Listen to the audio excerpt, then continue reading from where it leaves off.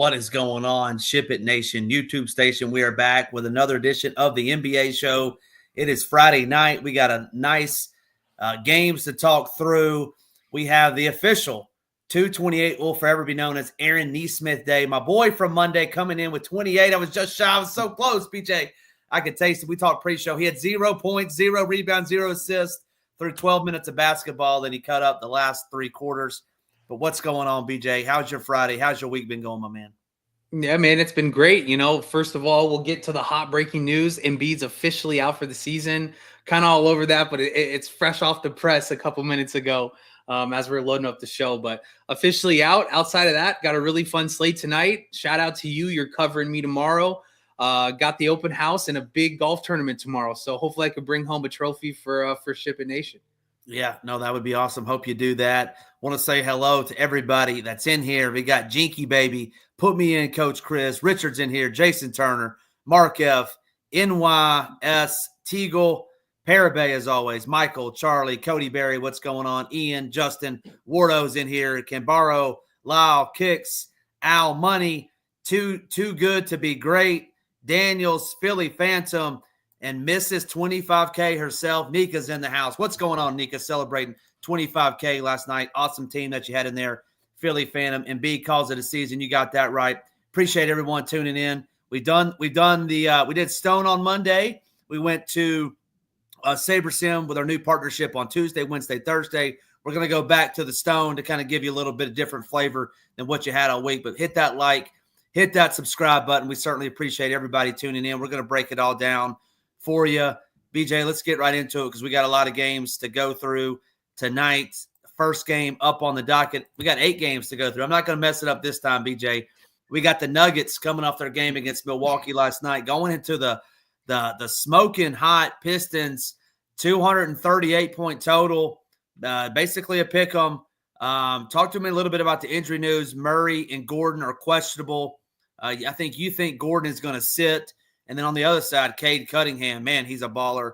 Only 10-2, but any love for the Pistons? I know you will. Nuggets at the Pistons. Yeah, absolutely. You said it right off the top. Pistons have been playing great over the last few weeks. They're the number 1 team in the NBA in defensive rating, second in rim defense for the season. So they are really stepping it up from a defensive perspective. Getting the Nuggets on an ugly loss last night. You know, we're talking pre-show about the Giannis hate. We won't get into it. They're not on the slate tonight. But the Nuggets didn't look great last night. Obviously, we had some Nuggets exposure. You let off with it. I mean, I think Gordon sits tonight, so we'll start on that side. Kind of hoping he sits and make the decisions a lot easier and make me not think about having to play Aaron Gordon again. So I'll kind of go from a perspective of Aaron Gordon out because that's what I believe will be the most probable thing to happen. From that perspective, I don't have much. I mean, the Pistons, as we said, the defense is great, especially as of late. So don't love it. The first thing I'll kind of start with here is Joker at 12-2 at sub 10% ownership. Now, Rio alluded to it, and we've alluded to it in the past.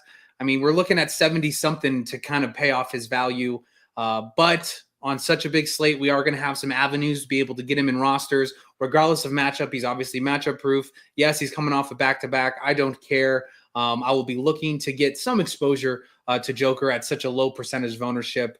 Outside of that, the Jamal Murray stuff at 7-7 is interesting. He is probable tonight. Low ownership. Don't love it, but definitely someone to note. But I think the biggest beneficiary here of Aaron Gordon missing tonight will be Michael Porter Jr. at 6-1.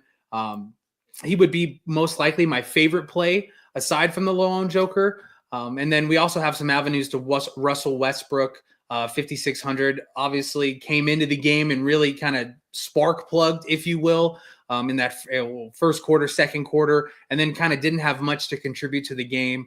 His price is intriguing. Most likely, like we were kind of talking about pre-show, he probably gets thrown into the starting lineup. If that's the case, I really do like me some Russell Westbrook at 5,600. And then jumping over to the Pistons side, I'm going to keep it short. It's Cade at 10-2 versus Nuggets team that we've been targeting because of how bad their defense has kind of been as a whole. He's been awesome. We're looking at ownership at sub 20%, so he may be a little popular. I don't think on an 8-game slate, he will be that high. I'm hoping that it's kind of around the low teens. If that's the case, I'm smashing Cade at 10-2 with the Nuggets coming off a back-to-back. Great total and a close spread. Then the really only other guy that I have interest in is Thompson at 5,100. Yes, I think he most likely gets Murray or maybe Porter on the other side. But 5,100 for a guy that, he has potential to, really crush that tag. If he gets high 20s in minutes with a little bit of upside, a little bit more than his almost 1.1 fantasy point per minute production, I really do like it. Yes, I'm okay with a 25% ownership because of the price. But that's pretty much it. I don't want to get into, obviously, the Tim Hardaways or the Beasleys off the bench. I don't want to get into the old man Tobias Harris at just under 6K and Duren at 6.5. I think it's just too tough of a matchup. Not from an offensive perspective, like having to go against Joker defense, because if you watch any of those games, half this time he doesn't close out to the corner. Half the time he just throws a hand down, kind of saving his energy for offense. But more having to bang with Joker all game. I think 6,500 might be a little bit too much, and we have some other options at center that I like more. What about Christian Brown? I didn't hear you call him. If Gordon misses 5,500, I like Christian Brown, but what's your take on him? Should he, after he got done with the Brooke Lopez facial last night, any love for him at 5,500? Yeah, no, I skipped over him. Apologies for that. I think if you weren't going to go to Porter and you can get him at a fraction of the ownership, I do like him at 55. We've seen his upside at a tag like that and him having the ability to outproduce it. Not only that, maybe it's just kind of recency bias from watching the game, but I think a lot of transition stuff when he does collect rebounds is really positive. So we can see a handful of possessions where either gets a rebound and pushes in transition and gets numbers. So that can lead to assist or a point. So I don't mind him at 5,500 for relatively low ownership. Yeah, in Philly, he 6,100 MPJ. I think we like more if Aaron Gordon misses. But yeah, MPJ for sure. He's just going to shoot it so much. Play 35 plus minutes, can get rebounds, things like that. And when he's on. He's been ice cold, but the man can go 8 of 11 at any given night and get a couple boards in there. So yeah, think so as well. Moving on to the next game on the docket, we have the Thunder in a pace up spot in Atlanta, taking on the Hawks. Hawks 11.5 point dogs at home. Totals in the 245. So definitely a game that's going to be popular. You're going to get some SGA. He's always low owned. We're showing him at 5% ownership. But talking about this game, Thunder at the Hawks. And I didn't cover off on the injury, so feel free to chime in with those injuries. Yeah, Caruso's out. Chet's going to be questionable, and then Trey's probable. Outside of that, nothing really crazy. This is an interesting game for me. I kind of mentioned it, just saying something small in the Discord, but yes, it's an 11.5 point spread. Yes, that's come down a point actually from 12.5 since this morning. 245, it's a big number. And we may have talked about it. It might've been real, but I think it was you weeks ago. It's like when you see this big of a total, the 12 or 11 point spread don't scare me as much because obviously that spread would be a little bit closer to 7 or 8 if the total was 220, if you will. So I'm not really super concerned about the spread. On paper, it seems if it's Thunder to destroy the Hawks and not have any run in the fourth quarter. But the Thunder defense, on paper hasn't looked great over the last, call it 5 to 7 games. It's more team just kind of hitting shots versus them. They've still been good at the rim and good in transition from a defensive standpoint. But they are giving up the catch and shoot as what, kind of what they do give up. And when teams hit shots, the games stay close, as we saw with the Brooklyn game. They were able to hit some shots and they were down, I think, as many as 20 points in that game, obviously still won. But this is interesting game stack spot for me. Why? Because you said it, SGA, 5% ownership. And you look at some of these other pieces that you can kind of mix in and mix out that, this has the potential to be a really, fun game to stack up. So we'll start from the Thunder side. I believe Chet misses. No point really to run him out here. So I'm going to go, into this game and chat about it from that perspective. If Chet is in, I don't love much at all from the Thunder. Rio's talked about it on a handful of shows over the last couple of weeks, but with Chet in the lineup, Shea does take a hit. And that's obviously going to hurt his fantasy production at such a high tag. But if he's out, I love the SGA stuff. They played each other earlier in the season, and Shea was a mid-70 DraftKings point producer. So I have no problem here at low ownership with people scared off from total and Dyson Daniels defense. Nobody really else on the Thunder. I mean, yes, you can make a case for Jalen Williams at 8-1. Yes, you can make a case for Hartenstein at 6-3. Yes, you can make a case for Wallace or Wiggins, whoever may be coming off of the bench and producing in a what could be a blowout. Now, I believe that Wiggins would most likely get the start if Chet was out, so it would be more of a Wallace thing at 4K. He is getting a little bit of ownership, so that is interesting. But really, my main play would be to get somebody from the Thunder side, specifically SGA, and getting a couple of these pieces from the Hawks side that has the ability to hit shots as the Thunder are kind of giving up catch and shoot. So first and foremost, I'm completely off of the Trey stuff on the Hawks side at 9-3, especially if he's going to get mid-teens in ownership. I don't want to play him versus a tough Thunder team versus the ball handler. Now, in matchups like this, we've seen Trey's assist absolutely jump, and that's what's kind of making this game stack more comfortable for me. Is if he's going to go out there and not score as many points and be able to garner a bunch of assists, then I'm going to be able to get shooters that could keep this game close. Dyson Daniels at 6,700, almost at 20% ownership. It's probably going to be, a no for me. I get it, but it's more of an ownership play at 6,700. Yes, he's been playing great. Yes, he has stock potential, but he is going to have a defensive assignment of SGA on the other side. That's a long night. So I'm going to, kind of take the case on him not being able to meet value tonight. And then kind of brings into question, what do we do with Okongwu at 5,600? Most likely playing mid-30s, or not mid-30s, but 30 minutes or so in this matchup. Super tough matchup. Yes, 5,600 playing a ton of minutes and able to produce in those minutes, as we have a 1.1 fantasy point per minute for the season. But it's the 25% ownership that's really throwing me off. I think we can get a lot different on such a big slate. If 1/4 of the field is going to play this guy, I'm going to take an unders, if you will, on his production. So looking to fade the field. I don't hate the play. Obviously, it's more of a usage opportunity type play. But it'd be tough for me to get behind that with the matchup versus the Thunder. But the real one, to kind of get the guys off the bench with LeVert at 49, Niang at 42. I mean, both of these guys would classify into that box of, if I am playing Shea on one side and hoping the game does stay close to see his upside, it would be guys like this hitting shots, specifically from Trae Young, getting his assists up, coming off the ball in a tough matchup or maybe even a double, and finding these guys in the corner on the wing to hit open shots. Both of them can absolutely fill it up from 3-point. So I'm going to kind of mix and match. And to be honest with you, and if you're making a ton of lineups, I don't hate kind of pairing both those guys together. If it was a blowout scenario and Shea was to go off for a ton of points and be able to get around value or more than value, and this game was a blowout, I think both these guys would get some run late in the game. So that's kind of where I stand from this game as a whole. Yeah, excellent breakdown there. The one thing that I would disagree, and it's another day in and why with Wardo hating on Trae Young, and you must be in Wardo's back pocket because you're hating on Trae too, is these guys are slated to score 117 points, and that's baked into the matchup. That's baked into the defense, in my opinion. And if you go to the next game, the Cavs and the Celtics, the Hawks, according to Vegas, are going to score just as many or a little bit more points than those two. So I do have some interest in these Hawks. I like Dyson Daniels at 6,700. I think that's a little bit of a discount. You said it. Trae Young not only could score it, but you said it. I mean, he could have 15 assists in this game and 20 points. The next thing you know, he's up into the 60s or 70s. So I have a little bit more interest in the Hawks than you do. And then this Thunder team is tough, man. They just they play so many different guys.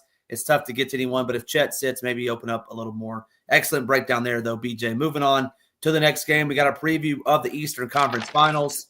Last time these two teams met, Celtics drubbed them in the mistake by the lake. Now the Cavs travel to Boston to take on the Celtics. Any love for D. Mitch, my guy Hebrew? Hey, he was in the chat early today, BJ, talking about how it's Donovan Mitchell Day. But talk to me about this game. It looks like the Celtics are fully healthy coming into this one. At least all the big boys are playing. But Cavs at the Celtics. Yeah, so Porzingis is questionable, and then Drew Holiday is expected, or he is out officially. So Drew's out. Okay, sorry, I missed that. Yeah, no, that's okay. And then Jaylen Brown is also questionable. So we got a little bit of moving parts. I would anticipate Porzingis to miss more than Brown. That was just more of kind of the midday morning thing, if you will. But I kind of hope they're both out. So never works in my favor. So anticipate Jaylen Brown to play and Porzingis to be out. But you said it. I mean, this is Eastern Conference Final preview. throughout the season. I mean, Kenny Atkinson's come out and said, not only that, but he's done it. He plays all of these guys for the starting five, huge minutes in this specific matchup. Cavs offense has been great lately, so they're kind of back on track from there. The Celtics defense has been kind of meh at best. They are pretty good at the rim still, so we'll get into that when we talk about the Cavs. But this is going to be, probably my second favorite game to stack up as a whole. Jumping over to the Cavs side to kind of start there. Hebrew's right, and I couldn't agree more. There's no way these ownerships are correct in my mind because of how much, these Cavs sound great. But, it would be a gift to get any of these guys at the ownerships we have projected as of now. D. Mitch at 8,400. He's, going to play mid to high 30s in this matchup. So I absolutely love him at 8,400. Jared Allen at 6,200. I think this is a great spot for him. I have him projected for 31 minutes. I believe the average in matchups this season is 29 or 30. 6,200 just isn't enough. I know the Celtics have been better at the rim, but if Porzingis is out, we're going to bump him. And at 6,200, just way too cheap, sub 5% ownership. Mobley's the same way at 8,300. I think the Mobley stuff is a little bit tougher for me because I would anticipate him guarding Jason Tatum on the other side for an extended point of this game before Hunter comes off the bench. But I would rather go Allen and Mobley, but still a great play. Garland to be the guy that I would get away from. 7,600. I'd rather just find the extra 800 and go up to D Mitch and have his upside. Yes, ball handlers in this style of offense have been kind of getting after the Celtics. So Garland, could be in play there. But I'm all D Mitch, I'm all Jared Allen. And I love kind of pairing those guys together and being able to get one of these Celtics pieces on the other side. Because, you look at a 230 total, 234, whatever it is, and such a close spread coming down to one possession game. I think this game plays real close and all these guys are going to play extended minutes. As I said, to kind of start, I would anticipate, one of these guys, Porzingis or Brown, to miss, most likely Porzingis. If that's the case, obviously we're going to bump Brown, we're going to bump Tatum, and even get, a bump to White. We don't have it fixed here, obviously, with Drew Holiday still projected in, but that's going to bring Peyton Pritchard into play at 5,300. Obvious upside that we've seen all season. The other news is Cornette questionable at 4K. I think it's kind of a spot where if he's in and Porzingis is out, I don't really know where I want to go, so I'm going to stay away. I don't know if it's the Quaid stuff. I don't know if it's the Al Horford stuff. I don't know if it's the Cornette stuff. So I'm going to look to get one of the guards or forwards. So I think my favorite is obviously Jason Tatum. Now getting D Mitch and Allen together with Tatum kind of definitely, hinders how you're going to make a lineup. I even played with doing Tatum and Pritchard together and seeing what you can get on the other side. It leaves it pretty tough, somewhere around that high 4,000 of high 4K range for the rest of your lineup. So I think we're going to kind of, tinker with that as the day goes on, but I could see plenty of combos here. Derek White at 6,900, especially if Jaylen Brown was to miss. I think he's a little mispriced, especially if he's able to hit shots at no ownership. If Jaylen Brown is in, 8K for this style of matchup, I think would be really, beneficial for him. So I do like him. Jason Tatum at sub 10K. I can keep going on and on, so I apologize. I think I've reiterated the same thing a couple times, but I like this as a game stack, specifically Mitchell and Allen before I get to Mobley and Garland on one side, and then jumping over if Jaylen Brown was to miss, all the Jason Tatum and Derek White, in my opinion, and obviously Peyton Pritchard off the bench at 5,300, which could absolutely drop a 35 to 40 bomb in this spot. Yeah, to me, Peyton Pritchard is a lock if Brown or Porzingis miss. He's just too cheap. He shot the ball the last two games with those two. He's got the 6th man of the year locked up. The last two games, he shot it 17 and 10 times that they've played. So I think he's a great play. We know Holiday's out. We know he's not going to start, but he's still going to play 30-plus minutes. And then Derek White on the other side is also going to get more shots up too, with no Jaylen Brown and or Porzingis. Then I'm gonna disagree with you. I'm gonna disagree with my man BJ, but man, no D Mitch for me, man. He's got to score 50 to be on the winner. Now, see, I think what would be, you say 50 would be the number, right? At a minimum, he's got to get 50 at minimum, and he hasn't done that since when?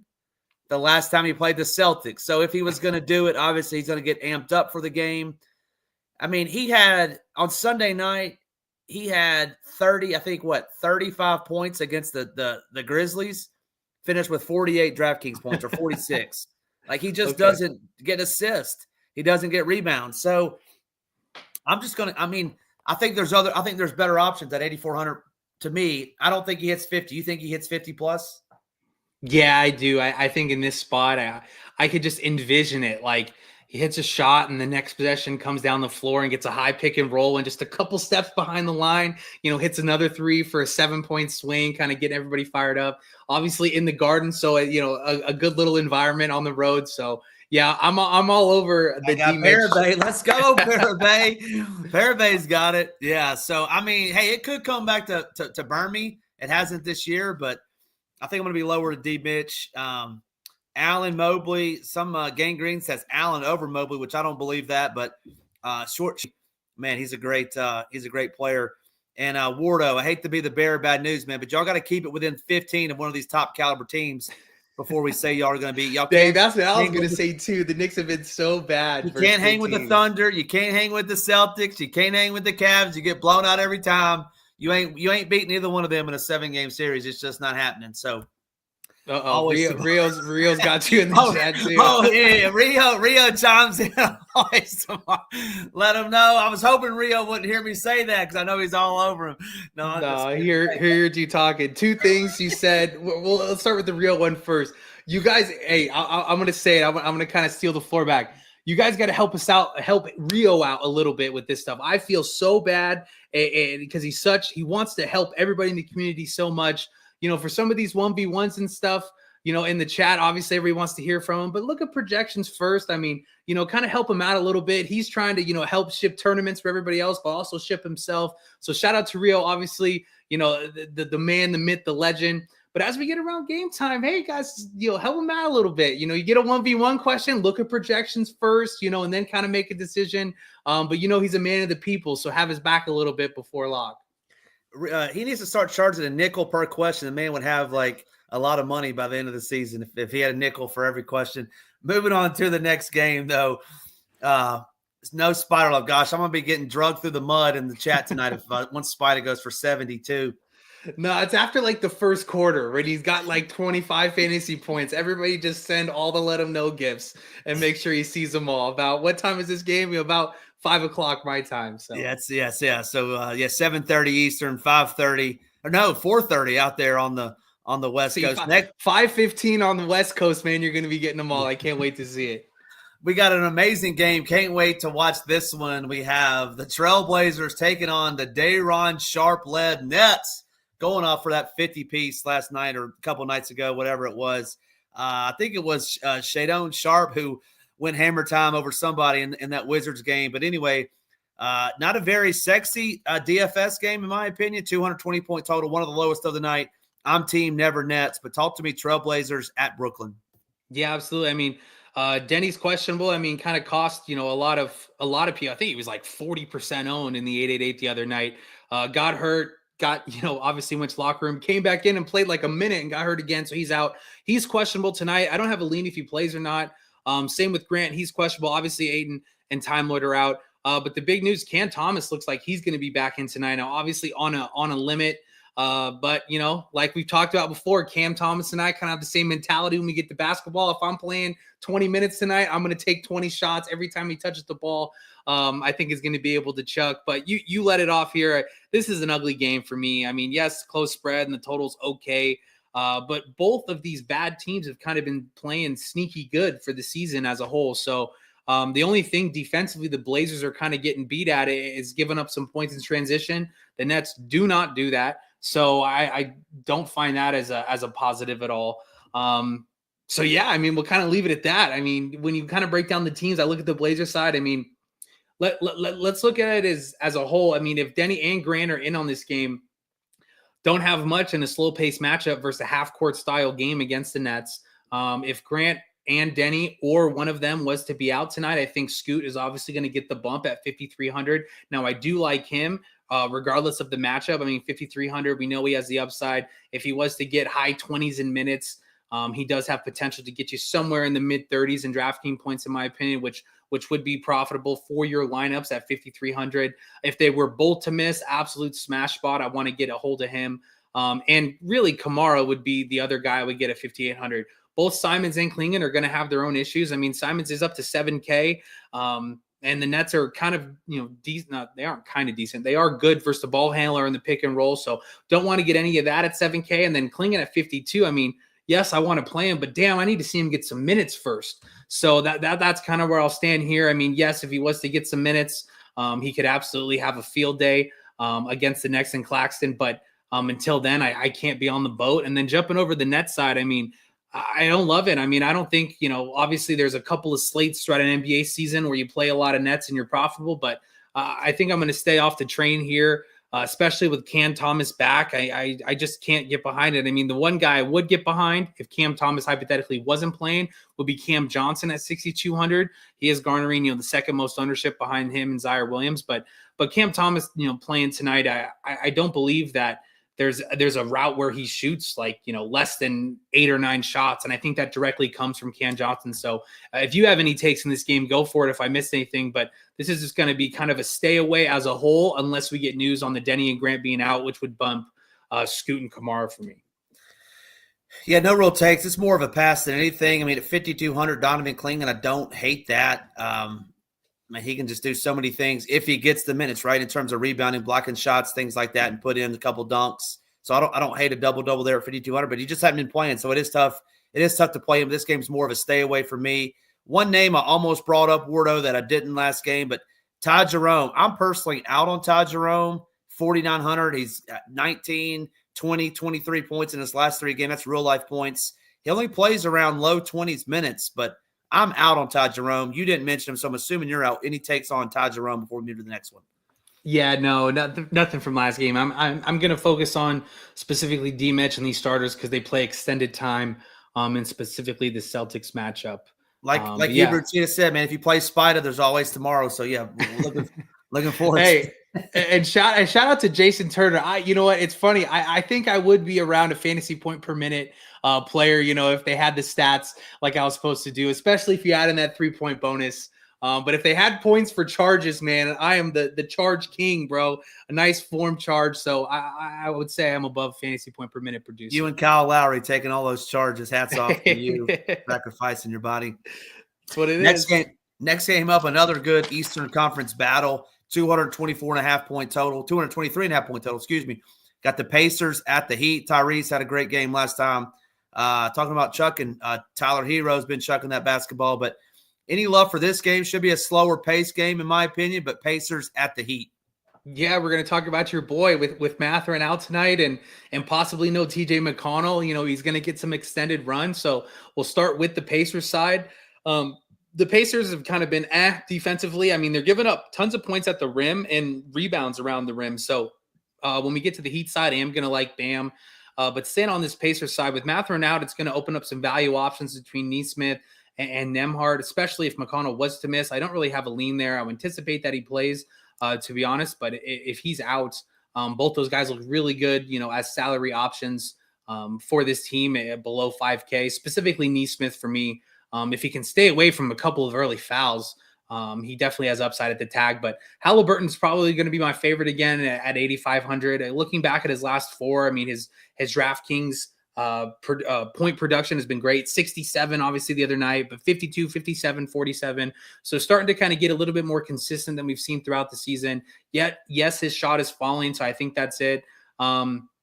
But I think it's going to be more of a zone idea. So when, if you aren't super dialed in, right, and you anticipate not as much zone from the Heat, you would anticipate a Mitchell matchup from the other side, which could scare some people. But Heat are going to play a lot of zone. I think that's going to be able to offer upside for Halliburton, especially if his shot falls. So he'll be my favorite behind Nesmith, obviously, and then Nembhard, you could throw him in the mix.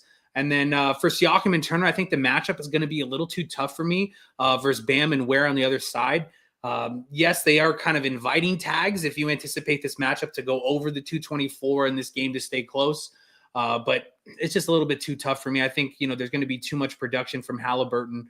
And and one of these other guards, in Nesmith, Nembhard, or if McConnell plays off of the bench from McConnell. So I'll stay there and stay away from Siakam and Turner personally. And then jumping over to the Heat side, like you said, I mean, Tyler Hero's chucking it up, and he's been one of the most productive players over the last couple of weeks at 8,700. Again, no ownership here. Yes, you're most likely going to get Nesmith or Nembhard defense on the other side, but I don't think it matters. When you look at his shot attempts over the last couple of weeks, I don't care who's guarding you. I mean, you're going to get that many shots up. Yes, his tag is up to 87, but I really do like him here. But Bam a little bit more at 82. Like I said, the Pacers are giving up points at the rim and giving up a few extra rebounds. 8,200 for a guy that's going to be playing. I have him in the mid 30s. I don't think that that's wrong. And I think his tag may be, mispriced by somewhere between $700 and $1,000. He should be around that 9K marker. Really like him here. And I don't see a ton of ownership going to him, so I'll be all over that. No Mitchell at 4,500 for me. And then I'm going to put Wiggins and Ware together as a secondary play, kind of more of a game stacking scenario where you want to get Halliburton and Nesmith together with one of Bam or Hero on one side, and then kind of mix in another piece to get different. It's going to be Wiggins a little bit more than Bam, or I'm sorry, than Ware, just because of the pace that the Pacers play at. I think, it could be beneficial for him to create some upside, but I don't love it. And those are both going to be secondary plays. Yeah, you were on Wiggins on Monday night. I mean, he had 36 on Monday, so not too very middling in average. I think he was like 6'6" that night. Yeah, but he, he left a lot of meat on the bone too, though, in that game. I feel like just going back. I mean, he, missed 8 shots, right? So you get a couple more of those, and he definitely could have paid off that tag. I thought he wouldn't get 30, but yeah, he almost got 40. So yeah, he wasn't terrible. Yeah, I'm in on Halliburton. What's the latest on McConnell? So you're thinking he's trending towards he's questionable now. I don't know. I mean, it's not some like stressing issue. I mean, yes, it's going to be beneficial, but I would anticipate us having an idea as we get closer to lock. Is this a 5 o'clock game? So we may not have it, but I don't think that's going to stray you away from playing a Nesmith or a Nembhard if he is ruled in. So not dire news for me. Awesome breakdown. Moving on to the next game. We got Josh Giddey out there balling. Zach Collins, reemergence of Zach with no Vooch, taking on the Raptors. Any Emmanuel Quickly love with this up-pace spot? I haven't checked the slate plan yet, but I hope Emmanuel Quickly's in there. But any love for these point guards for the Raptors? Any love for the Bulls? 232-point total. Should be a close game. Like I said, Josh Giddey's been balling. Any love for him? Talk to me, Raptors at Chicago. Yeah, no, I mean, if you don't spend a ton of time on the slate and you're just kind of making lineups quick, this is going to profile as a very fantasy-friendly game. Now, we are going to have some games that we're going to talk to, specifically the last game that I think is much better, but I think I'd rather get some other games in this one just because of some ownership stuff and kind of how lineups are going to build. But yeah, the big news is the Scotty Barnes stuff, if he's going to play or not. And then for the Bulls side, I mean, Jalen Smith and Ayo are both questionable. We should obviously get news of that over the next couple of hours. I would anticipate Scotty Barnes in. We'll break through both sides, but I would anticipate him in. If he is in at 8,600 versus this Bulls team, it's a fantastic spot for him. I don't mind, that 10% ownership. Hopefully it goes down a little bit. You get a little 7% on Scotty in the 8Ks against the Bulls team that obviously gives it up, but the Bulls are also scoring, a lot in transition right now. So that's going to lead to an extra kind of pace up spot for them. So really like Scotty if he is in. Now to get to if he's out, you are right. Quickly's going to be there. RJ Barrett's going to be there. Unfortunately, Pirtle's kind of on that minutes thing. I mean, he played 24 since coming back. I have him kind of listed at about that, maybe up to 26. But the Raptors you can play him tonight, though. My personal yeah, opinion. I guess here's my question. Like that. If he plays 26, 27 minutes, versus the worst rim defense at 6,300, I think it's just a little too much. You would agree with that, right? Yeah, I mean, he's going to have to get 35 plus to be on the winner. I don't think he can do that in 27 minutes myself. Yeah, I would agree that that's kind of the thought process there. I mean, there's obviously some outcomes. If you ran it 1,000 times, you will be able to produce really well in those minutes. So I don't necessarily hate it if you're making a bunch of game stacks for a little bit of upside. But I think if Scotty's out, it's going to be all the Quickly, all the RJ.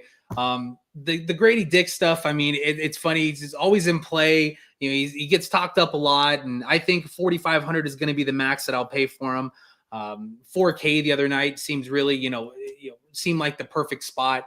But 4,500 now, I think I might be off of the train, and maybe we see one of his ceiling nights, but I'm going to anticipate that doesn't happen. And then jumping over to the Bulls side, you asked about Giddey. This is just like kind of like my decision on the whole slate is that you'll be making lineups with a handful of these guys if you think the Bulls are going to be able to be productive and score in transition. If they can't score in transition, I think that, obviously these tags are going to be a little bit too much. So I'm going to be in the boat of, I don't think the Bulls are going to be able to score a ton in transition as they've been doing, not only recently, but the whole season. And if that's the case, 8,100 for Josh Giddey. Yes, he's been balling. Yes, he's been destroying fantasy tags. But at 15% owned, I think I'd rather kind of go somewhere else for, like Alonzo Ball at a $3,500 difference, or Kobe White. Well, Kobe White, he's getting some ownership too. I'll get to him. But Kobe you White. You played Lonzo Ball the other night. He was in the locker room in the second quarter. I'm like, oh gosh. I can't let you say Lonzo Ball. No, man. Don't. Well, he's going to be a decision point on the slate. Look at him, 26%. Oh, I mean, I have him. If he plays 28 minutes tonight at 4,600. Oh, gosh. Could you get behind it? No, man. The guy is made of glass. Like, not playing Lonzo Ball. All right, fair enough. So yeah, I get behind it, especially at the ownership. So we'll throw the ownership into the discussion at Lonzo at 46, but flash a little upside last time out, 4,600, could flirt with 30. I don't know. He can flirt with 11 too, like you did against Philly. A true GPP play, but I think he would be in play if you're playing multiple Raptors in game stacks. And then the Jalen Smith discussion along with the Zach Collins, right?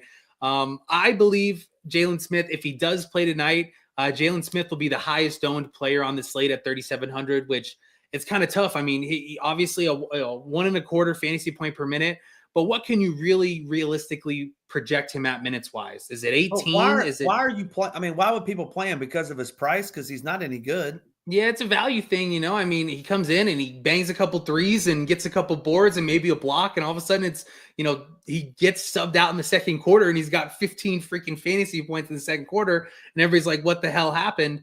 So I get it. I mean, not tons of value. I mean, if you don't like the Neesmith stuff or some stuff we're going to get to later in the day, but I think the Suns news is going to bring that ownership down. If the ownership does come down, obviously two different positions, but around the same price tag, about $100 difference if I'm not mistaken, but 30. Yeah. If I said Jalen Smith, we're going to start you at 20 points. That's all you're getting. Are you playing him? No, because you can't win. You can't win. So yes, I guess I'm kind of answered there, especially if he's going to be 25% owned. So yeah, I mean, no, yes. Like, what does can you win a tournament on an 8-game slate with the 20? The answer is no, right? You would think. I mean, but unless he opened up like Mitchell and Joker, right? That allowed you to get to somebody like that. But I haven't built any teams, so I don't know. But man, he's a tough click, especially with how well Zach Collins has been playing. Now, granted, I understand the prices are very different, but Zach Collins has been balling, man. And the 2 games is Vooch out, by the way? I just see he's doubtful. He's doubtful. So okay. Yeah, he's going to be out. Here's my question: so if Jalen Smith does play, you still playing Collins at 55? Like together? No, not together. But are you going to play him? I mean, what's the realistic minutes with Jalen? Let's say, what did he play the other night? He played like 38. 38, and that was obviously with no Jaden Smith. So maybe he may get to 30 tonight. But you also got to remember that we've picked on this Raptors team all year long when it comes to big men. Mm-hmm. So I don't hate Zach Collins playing 30. Can he? I think he could probably get to 30, 35. I don't know. Jalen Smith plays. I mean, Jalen Smith, can he win you a tournament at 25? I think 25, you're kind of flirting with it a little bit. I think I was going to say the same thing. 25, you're flirting. 30, you're cooking. So I don't hate it. Now that I say that, like I said, it has to get me up from somebody I don't really love to a guy that I think is going to break the slate. Yeah, no. So I would say, as we kind of end that conversation, is if you do simple math, basic math on it, and he gets 18 minutes, he's going to be right around that DraftKings point value of the mid-20s. I think that's okay, and you would hope for an extra minute or two or him to be productive. But the ownership will take me off of him, and I will be okay playing Zach Collins at 5,500 if Jalen Smith was ruled in. Last question: are you in on Giddey or out on Giddey at 8,100? Out. 8,100 is just a little bit too much for me, and I could see this game not necessarily being like the super uppity up matchup based kind of game. I mean, I will say, like, when I first saw this game before I looked at totals, I thought this would be like a high 230s, almost 240 matchup. With it being down in the lower 230s, I can anticipate, or I'm guessing, that this game could be a little bit slower. If that's the case, $8,100 for the Bulls that in these games that Giddey's just absolutely destroying tags and playing awesome. They've been great in transition. I'm kind of thinking the game can kind of slow down a little bit. And if that's the case, 8,100 is a little bit too much for me for Josh Giddey. Yeah, I mean, quickly with back-to-back subpar games, and they raised his price 200. I think they know what's coming. I like Quickly at 7,200. Don't like the tag. Do like the player. Quickly and Barrett for me on the other side. Excellent breakdown there, BJ. Moving on to the next one. Wardo, I hope you're sitting down for this, and we're going to break it all down. We got the Knicks at the Grizzlies. I saw where G.G. Jackson was a mid-grade downgrade. Not that that's that big of news. But talk to me a little bit about this game. Knicks going into Miami. Looking up at the injury report, Cat is questionable. Hart is questionable. Mitchell Robinson, I don't think is quite back yet. I don't think he's – which is weird. He's questionable tonight, but, like, he's been practicing, like, 5-on-5 since, like, the start of February. I mean, tomorrow's March, right? So it's been like 4 weeks. It's been like 4 weeks, and we still haven't seen him. So he's questionable. I don't know if he plays. Obviously, doesn't matter. He'll be on an extreme minutes limit. Yeah. He's not relevant for fantasy purposes. And then D-Bane, questionable for the Grizzlies. I don't know if you have an update on him. But talk to me about this game. Should be a good real-life game. And then is there any DFS nuggets in here to pull out? Yeah, so no, we don't have anything on Bane yet. But, you know, you kind of mentioned it earlier in the show. I mean, the Knicks, I'm waiting for them to be able to compete with, like, a team that's good this season. So it's interesting because, you know, you want to play these guys in this high-paced matchup, but the tags are all, you know, have kind of caught up to where I think that they should be. Cat at 10K, we could argue he could be 10-4, maybe 10-5. But 10K, I would say he has the biggest difference. But Brunson at 92 is a little bit too much for me. Bridges at 65, Hart at 83. Yes, he's got upside, but damn, that's crazy. And then OG, I'd say he's kind of fair. But the Grizzlies, specifically defensively, have given up a little bit recently over the last couple weeks to big guys down low. If that's the case, I don't mind Cat at 10K. He'd probably be my favorite. But you know, please hop in and tell me, you know, what would your Knicks? I mean, I'm going to rank him as Cat as really like my only play with kind of a salary-based thing with a high-paced matchup, and OG kind of getting, you know, maybe having some stock upside in this back-and-forth matchup at a fair price at sub 6K. But I personally can't get behind Brunson at 92, Hart at 83, even Bridges after playing really well the other night at 65. I can't get behind it. So before I jump over to the Grizzlies, do you have any different takes on the Knicks side? I'm with you with Cat. You know, Cat being my favorite at 10K. I think you can get to 60 plus, which is obviously 6x his salary. And just thinking back to the last Grizzlies game, or it might have been the last, but the Sunday night when Mobley was shooting, you know, all those threes. I mean, Cat's obviously can shoot threes. He can do it inside. He can do it outside. So love Cat. Almost a lock to get a double-double as well and add some three-pointers. And then the only other one that I would have interest in would be Bridges at 6'5" in an up-and-down game. Memphis is going to give up the three. I think Bridges can go right back and get 40 more DraftKings points. It'd definitely be Towns number 1, Bridges number 2 for me. Yeah, I could definitely see that. I like that take for me in this high, you know, kind of back and forth, able to hit some shots, be productive in transition. But the real news, you know, in this game as a whole is going to be the Bane news.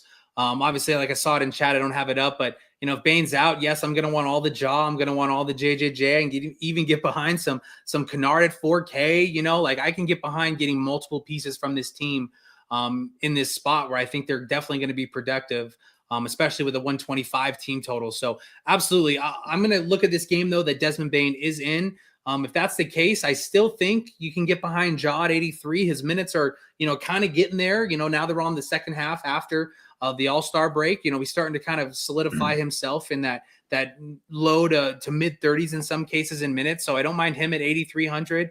And he's shown it too. I mean, and I don't remember what night that was, but It was versus the Suns, if I'm not mistaken, but it was just a complete snowflake, kind of in the mid-teens and fantasy points. And he kind of blinked. He took over the game and almost got to 50. So I definitely believe that there's upside at 8-3. I do like Bane at 7-4 as well.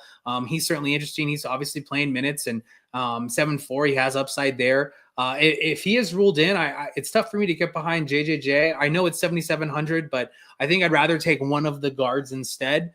And then the only other guy I'll kind of chat about is $5,300 Aldama off the bench. Minutes are relatively safe. I think he's going to be, when he's in the game, the fourth option as far as the defensive assignment rankings goes from the Knicks side, be able to hit some shots and be really productive. So I don't mind him at 5,300.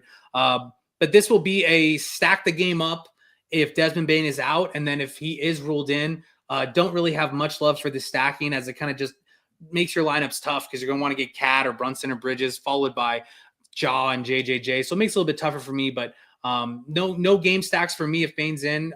But if he's out, I'm good with game stacks. Yeah, and put me in, Coach. I got confused. I like OG as well. I was looking at Precious Achua at 6,200, and it threw me off. And definitely not 6,200 for Precious, but OG at 58, I do not hate that at all.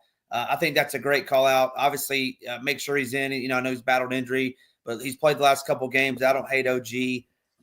OG.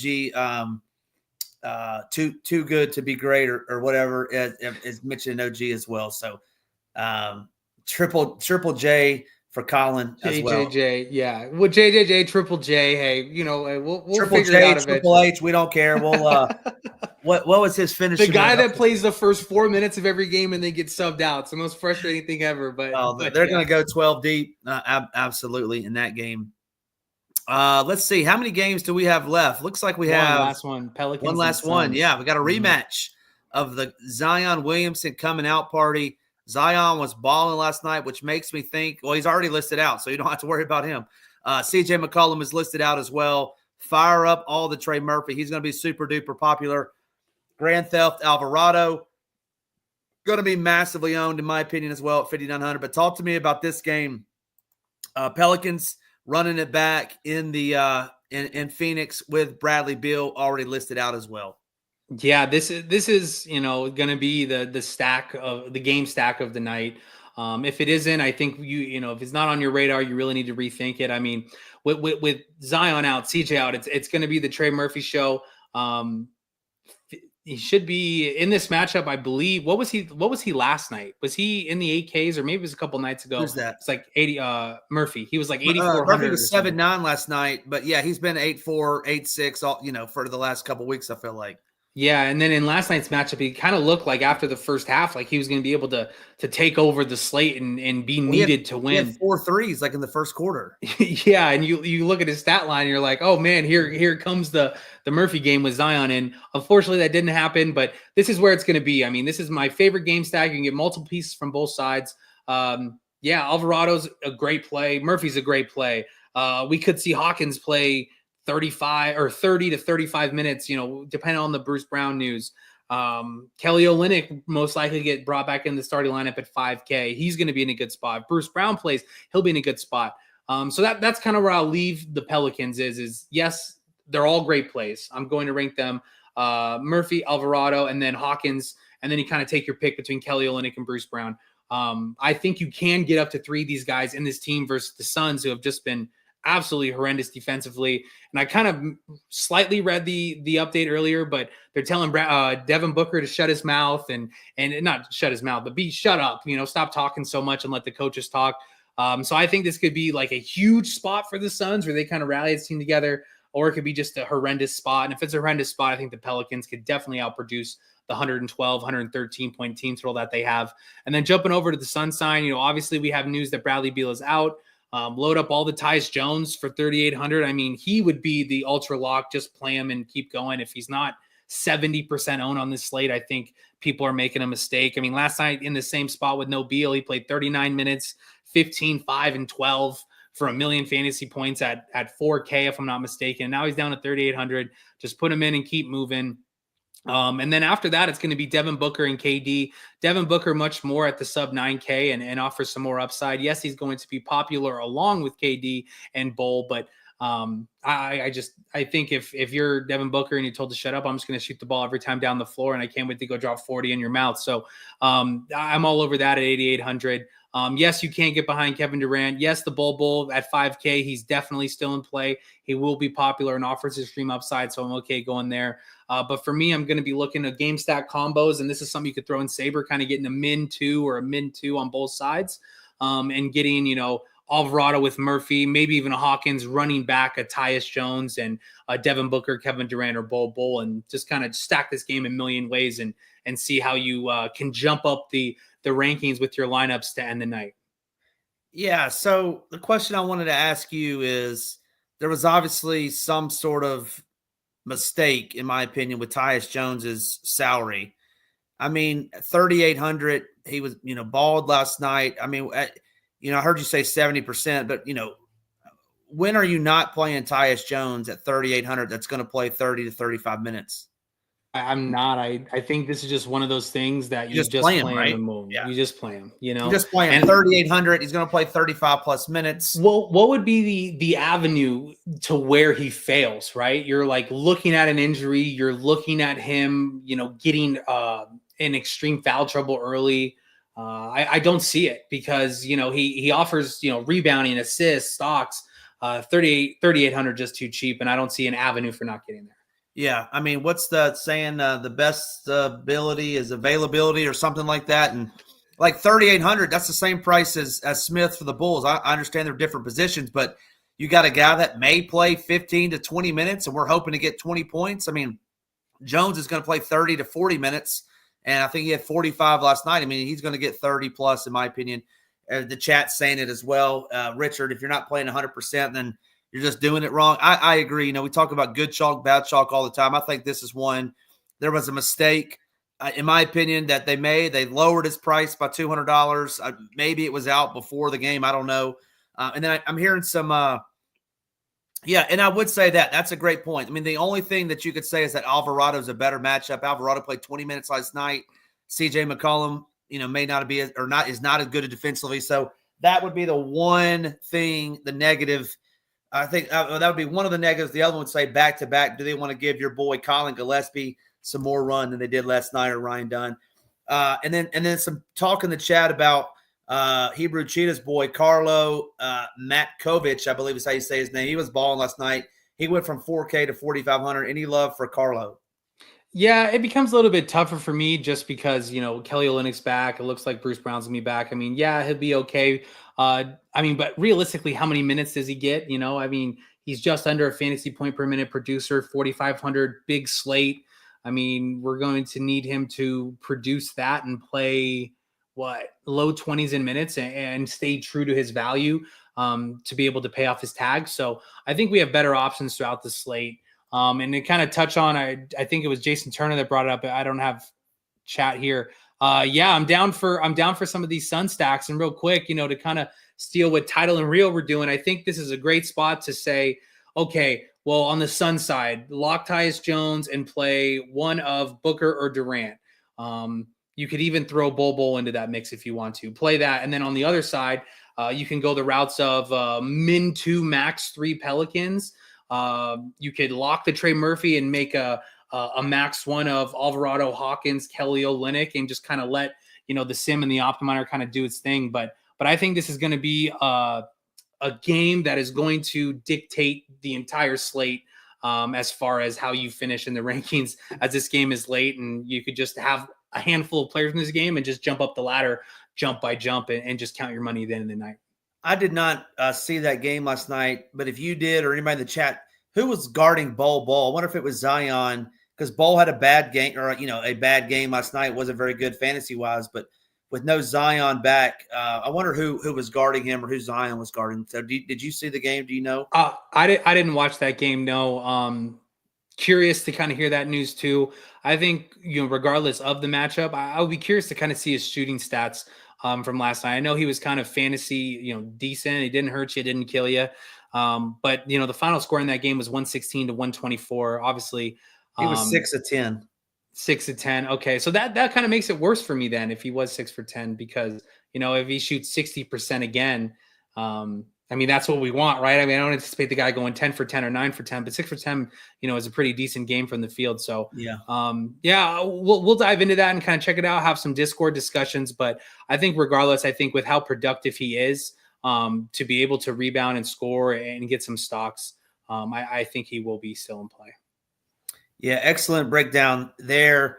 Stop sharing the screen. Appreciate everyone tuning in. All right, we got to give out our plays of the day. It's Friday. We'll head into the weekend. Thank you for that. You head into the weekend. Let's see. Let's go 6X again. Give me a guy. Your 6X play of the day is going to be. That is tough. As much as I want to say Lonzo Ball just to piss you off, I won't. I think it's going to be Jared Allen at 6,200 playing 33 minutes tonight.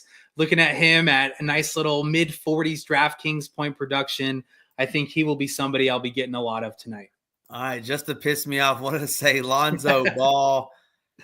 Who am I going to say? I'm not going to say that because I think I'll give you one and then a bonus. Let's see. I'm going to say Christian Brown is one. And that's with if Aaron Gordon's out, Christian Brown would be my favorite. My second one's going to be Derek White of the Celtics. Those are my two 6X plays of the day. C Brown only if Aaron Gordon is out. Certainly appreciate everybody. Ham dong calls are coming up. MLB is right around the corner. I was going to mention that. I can't wait for that, man. Baseball season's around the corner. Can't wait to hear you. I mean, last year you schooled me on all that baseball stuff, so I'm excited to get on some shows and talk some boring ball, but definitely still fun to make some money on. Yeah, so Jason Turner's going, my guy Spida. Can't wait for everybody in the Discord. Old Ham, when Spida goes for 38, Ham's going to be taking victory laps around in the Discord tonight. Come join us over here at SHIPIT Nation. We just got SaberSim. We're balling out of control over here. Have a good weekend. I'll have you covered tomorrow and Sunday for my man BJ doing his golf tournament. But for BJ, I'm Ham. Let's ship it.